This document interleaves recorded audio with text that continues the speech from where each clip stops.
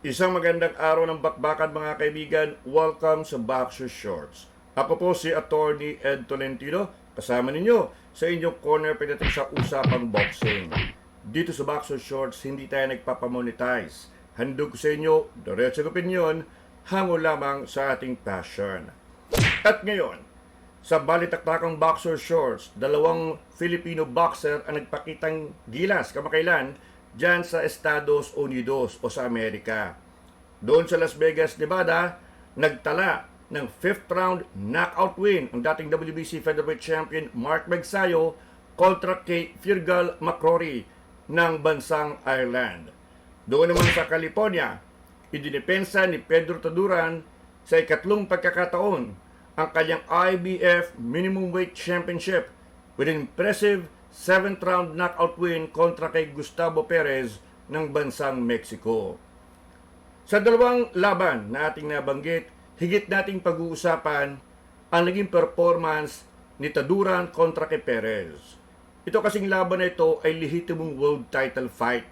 May nakatayang world title at ito ang unang laban sa Amerika ni Pedro Taduran. So may pressure for Taduran to impress the American fight fans. At sa tingin ng inyong lingkod, nagawa yan. Mission accomplished dyan si Pedro Taduran. Yung kay Mark Magsayo kasi mga kaibigan, that was a routine victory over McCrory. Inaasahan na natin na mangyayari ang domination na yon ni Mark Magsayo sapagkat he is moving up to his new weight class, ang lightweight division, 135 pounds. And we did not expect serious opposition. Siyempre, bago pa lang medyo muna ang kanya makakaharap. Kumbaga, he's still testing the waters. Hindi mo naman biglang bibigyan ng mabigat na kalaban yan. So, ang importante, nakabalik na si Mark Magsayo, hindi na siya inactive, at nakapagtala siya ng isang magandang knockout win. But like I said, the focus of our attention para sa ating programa ngayon ay yung naging performance ni Pedro Taduran. I-analyze natin ang labang ito at ang mas malaking laban na naghihintay para sa ating IBF Minimum Weight Champion. Ang laban kontra kay WBA at WBO Minimum Weight Unified Champion Oscar Colasso ng Puerto Rico. Lahat ng ito, dito lamang sa Boxer Shorts.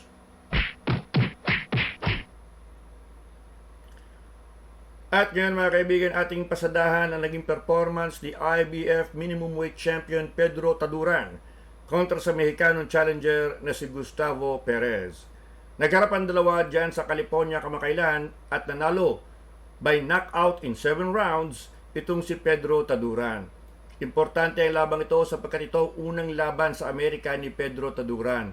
Kumbaga, pinapakilala ng MP Promotions ni Manny Pacquiao si Taduran sa mga American fight fans through the Perez fight. And I thought Taduran delivered sapagkat maganda ang kanyang performance. 4 na beses na tumihaya sa boxing ring itong si Perez and eventually nanaig si Taduran in round number 7 to retain yung kanyang IBF Minimum Weight Championship for the 3rd time. Now, for the record mga kaibigan, si Taduran ang isa sa ating dalawang World Boxing Champions ngayon. Diyan sa Minimum Weight Division ay meron pa tayong isang kampyon, ang WBC Strawweight o Minimum Weight Champion Melvin Gringo Jerusalem. So lumalabas dito sa Minimum Weight Division, 105 pounds ang pinakamababang weight class sa men's pro boxing. Sa 4 na titulo, 2 ay hawak ng mga Pilipino. Ang IBF na kay Taduran, ang WBC na kay Jerusalem. Ang WBA at WBO titles naman ay na kay Oscar Colasso ng Puerto Rico. Now, balik tayo sa laban ni Taduran versus Perez. Itong si Perez, bago ang laban kay Taduran, undefeated in his last 8 fights. Walang talo sa kanyang huling 8 laban. But with only 5 knockouts in 16 victories, kita nyo na agad na itong si Perez will not look to knock out Taduran. Ia-outbox niya yung Taduran. Kasi nga, lilima lang ang knockout. So baka nga yung Kastilyong buhangin hindi kaya buwagin nitong si Perez. Pero matangkad siya. Mahaba ang kanyang braso. So the plan was for him to outbox si Taduran. Sapagkat yun ang weakness ni Taduran yung madudulas na boxer. Kasi pasok ng pasok si Taduran at kapag malikot yung kanyang kalaban, may hirapan siyang puruhan yung nasabing slick boxer. Now, in the first 3 rounds, mga kaibigan, successful yung Perez. Ang dami niyang jabs. Pareho silang kaliwete nitong si Taduran. So, ang daming right jabs nitong si Perez. May mga right jab, left straight combination at napaka-gaslaw, napakalikot niya, mga kaibigan. Itong si Taduran, nakikipagpalitan din ng right jabs. Meron siyang right hook at meron siyang left straight combination. Tumatama ng pailan-ilan in the early round si Taduran pero hindi niya mapuruhan sapagkat napakalikot nga nitong Mexicano. Now, pagdating ng round number 4, dito nagbago ang kompleksyon ng laban. Sapagkat ang ginawa ni Taduran, since napakalikot ng kanyang kalaban, abay tinira niya sa ilalim, sa bodega, itong si Perez para bumagal at maging stationary target. Kumbaga sa pulis, may hinahabol na carnapper, ang bilis mag-drive nung carnapper, hindi niya mahuli-huli. So, gagawin ng pulis para bumagal, ang titirahin niya yung ilalim, yung gulong ng kotse, para doon babagal yung sasakyan at doon niya mahuhuli yung carnapper. Ganun ang ginawa na style ni Taduran. Nag-shift siya ng attack, binago niya. Hindi ako makatama sa ulo hindi ko mapuruhan kasi likot dito tayo sa baba, ilalay position ko ang iyong katawan. Ayun, bumagal. Talagang napapairi itong si Perez. Now, in round number 4, isang left straight sa bodega ang nagpabagsak kay Perez. But before that, meron ng naunang kaliwa na binitawan si Taduran sa katawan ni Perez. Doon siya naalog at doon siya pumunta sa lubid. At dahil nasa lubid na siya, ay stationary target na siya. Hindi na siya gumagalaw doon na siya sa lubid Yun ang kinakailangan ni Taduran, yung hindi na magalaw. At doon binitawan niya isang left straight na una nagpabagsak dito kay Perez. Nakatayo si Perez, bumagsak ulit after he was hit with another body punch. Yung round number 5, medyo bumoboxing-boxing yung Perez pero iba na ang galaw. Wala nang masyadong jab. Okay? Wala nang masyadong jab at parang survival mode na siya lalo na nung round number 6 nung siya bumagsak ulit. Kumbaga, this time, he was not looking to outbox Taduran. He was just looking to survive itong si Perez. So, iba na. Iba na ang estratehiya.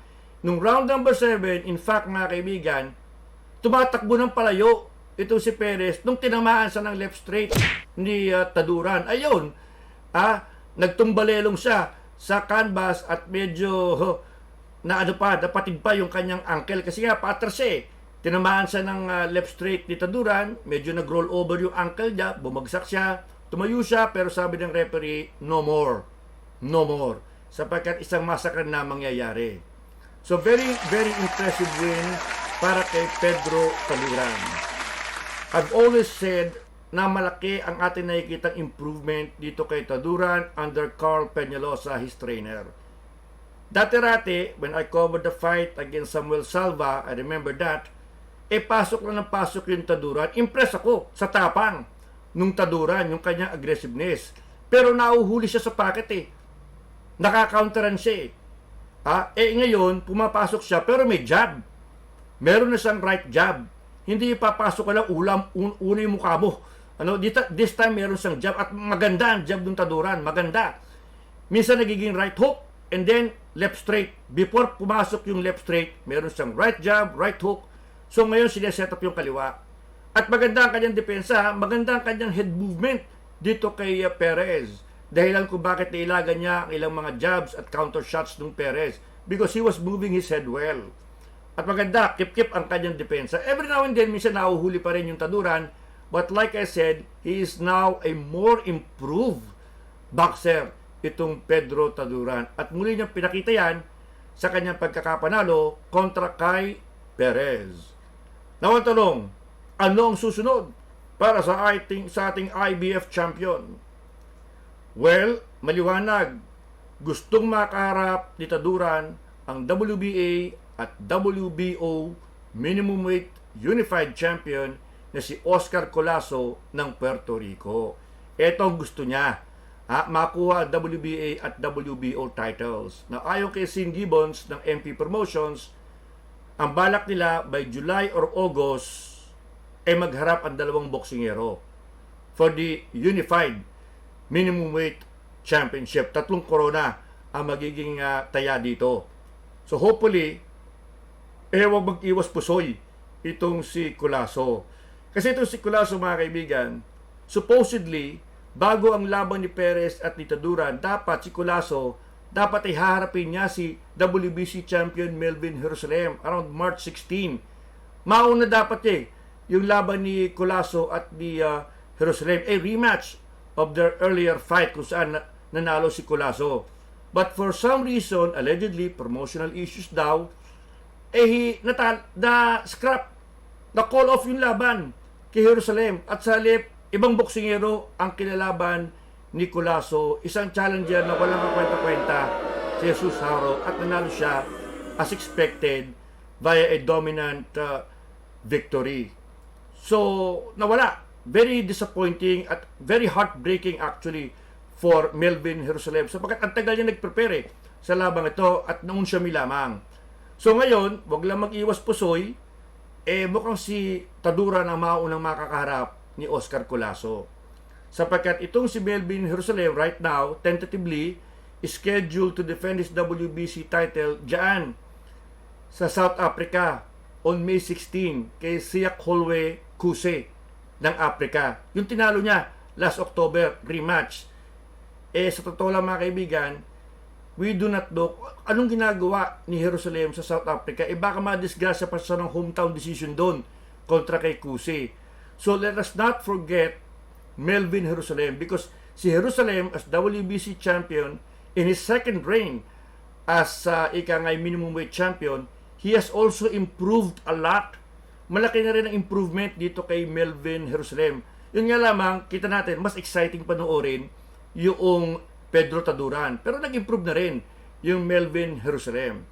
So right now, the way things are, mauna si Taduran to get a shot at Oscar Colasso. And I am telling you right now, ngayon pa lang, Taduran can give Colasso hell. Okay? Medyo hindi pa tayo impressed dito kay Colasso sa kalidad ng kanyang mga nakakalaban, sa kalidad ng kanyang mga tinatalo. Jason Bison gave him a tough time. Yun nga lamang yung bata natin, for some reason, umayaw. Itinigil nung kanyang corner yung laban. So I thought, Colasso, medyo panis yung ilang mga kanyang nakalaban, hindi kilala Itong Taduran, ibang-iba ito. Ibang kalibring dadalhin nito kay Colasso. We're talking here of a pressure fighter with legitimate punching power, a more improved jab, a more improved defense. So I think itong Pedro Taduran ay ibang klase ang ipapakita kay Oscar Colasso, and Colasso will have a tough time against Pedro Taduran. Ngayon, kung si Jerusalem ay mananalo kay Kuse, mga kaibigan, alam niyo may namumuong plano na magkaroon ng undisputed minimum weight 4-belt champion sa minimum weight division of 105-pound weight class. For now, mauna Taduran versus Colasso for the IBF, WBO at WBA titles. Kung si Jerusalem ay mananalo kay Kuse this coming May and he gets to retain the WBC title, kumbaga, he will be waiting for the result of Taduran and Colasso. So it's possible, kung mananalo yung Taduran, we could end up watching Taduran versus Jerusalem for the undisputed 4-belt minimum weight championship. That fight, if it happens, will produce the first ever Filipino undisputed champion in the 4-belt era. Ano ba yung 4-belt? Yung ikaw ang kampiyon sa isang division, hawak mo lahat, WBC, WBA, WBO, at IBF, the 4 legit belts in pro boxing. So maraming senaryo, mga kaibigan, but like I said, mauna yung Taduran versus Colasso. Let's hope that Melvin Jerusalem also defeats Kuse kung sakaling matuloy yung kanilang rematch sa South Africa. Ang sakit nga lang isipin, na baka ma-hometown decision sa doon. Huwag naman sana. Let's pray for Melvin Jerusalem. At yan po ang buod ng ating programa, ang Boxer Shorts for today. Muli, maraming salamat po sa inyong patuloy na pagtangkilik dito sa ating munting YouTube channel. Ako po si Atty. Ed Tolentino, muli nagpapaalala, walang personalan, buntalan lang.